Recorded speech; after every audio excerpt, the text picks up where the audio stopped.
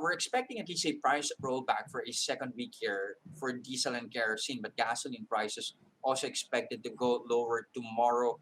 Have prices finally peaked, or is it too early for us to pinpoint a trend here? Yeah, I think it's right now. I think it's too early to tell. We can see that in the international economy, many countries are now opening up, so demand is going up. When if we look back to the long-term trend of oil prices, when we had a recovery in 2011 to 2013, we saw a spike in oil prices. It reached $100 per $100 per barrel. So there are many analysts who are also predicting that as our economies open up and recover and demand strengthens, we could see our oil prices go up to that same level.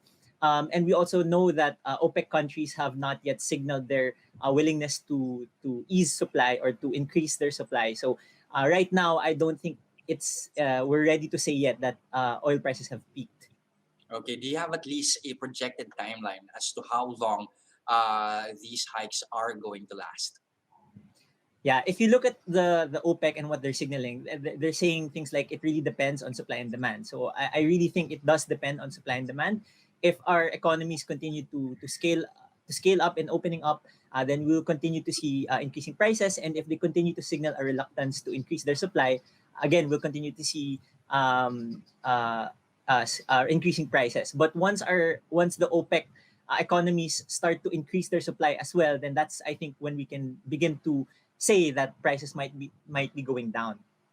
Okay, now you have a lot of measures at least being put forward to help ease the burden here with the continuous spike in oil prices here. For one, you have more practical measures here like subsidies and transfers. Would that be enough at this stage?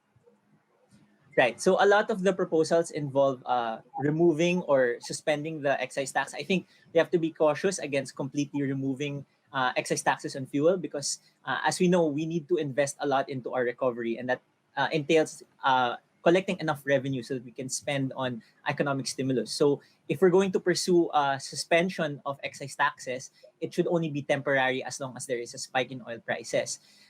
In terms of what the best solution is, I really do think that targeted subsidies are the best solution.